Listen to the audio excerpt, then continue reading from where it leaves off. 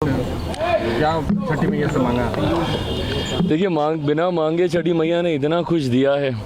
पर हाँ, मैं ये मानता हूँ कि जिस विकसित बिहार की हम लोग कल्पना करते हैं और उस विकसित बिहार में हर परिवार में खुशियाँ, समृद्धि आए, छठी मैया का ये आशीर्वाद बिहार के, देश के हर एक व्यक्ति, हर एक परिवार को मिले, ये कामना की है। जैसा मैंने कहा कि छठ महापर्व के साथ साथ लोकतंत्र का भी महापर्व चल रहा है। ऐसे में आज जब हम लोग छठ का उगते सूरज को अर्घ देकर विधिवत तरीके से अब ये पर्व पूर्ण होने जा रहा है, ऐसे में अब मैं मानता हूँ कि अब एक महापर्व जहाँ समाप्ति की ओर है, तो वहीं लोकतंत्र का जो दूसरा महापर्व है वो अब अपनी चरम सीमा पे अपने पूर्ण स्वरूप में अब वो आएगा।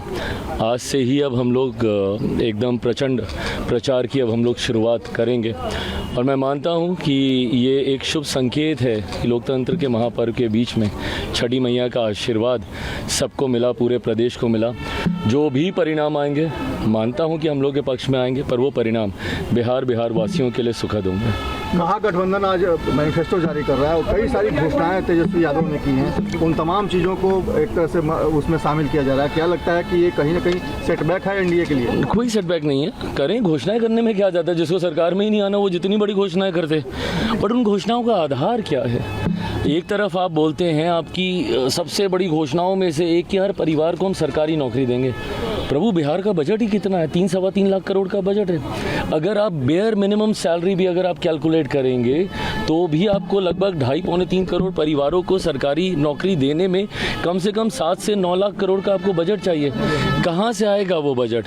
उसके बाद जो आपने बाकी की घोषणाएं की हैं, इन तमाम चीज़ों की पूर्ति आप कैसे करेंगे?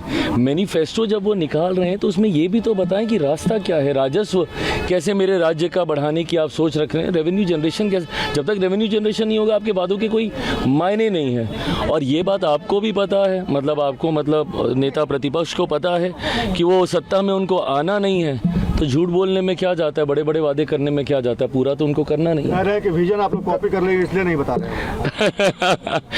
कॉपी किसने किया? जीविका को लेकर आज जो नेता प्रतिपक्ष और उनका परिवार और उनका गठबंधन चिंतित है, जीविका की शुरुआत किसने की?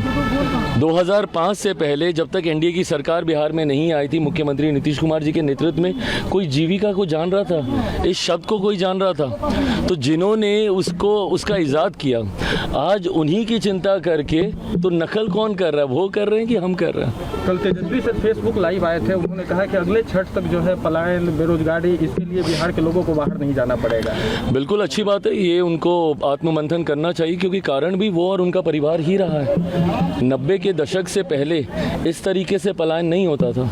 जिस तरीके से 90 का जंगल राज जिसको कहा जाता है, जिस तरीके से उस दौरान युवाओं का पलायन हुआ है, और ये तब से लेकर आज तक जितना नियंत्रित होना चाहिए नहीं हो पाया। ऐसे में मैं ये मानता हूँ कि अगले 5 साल डबल इंजन की सरकार प्रधानमंत्री जी के नेतृत्व में, मुख्यमंत्री जी के नेतृत्व में यकीनन उस व्यवस्था का निर्माण किया जाएगा जिससे पलायन, क्योंकि मेरे बिहारी फर्स्ट के लिए भी सबसे बड़ी चिंता का विषय यही है, उसको कैसे नियंत्रित किया जाए, पूर्णतः रोका जाए। ना से पलायन रुके बल्कि दूसरे राज्य से बच्चे हमारे राज्य में आए शिक्षा के लिए, रोजगार के लिए। इस व्यवस्था के निर्माण के लक्ष्य के साथ हम लोग आगे बढ़ रहे हैं। मुसलमानों का वोट लेते रहे वो लोग, इस बार उन्होंने डिप्टी सीएम के लिए मुकेश सहनी का नाम दिया। क्या एनडीए की सरकार बनेगी तो कोई मुसलमान डिप्टी सीएम बनेगा?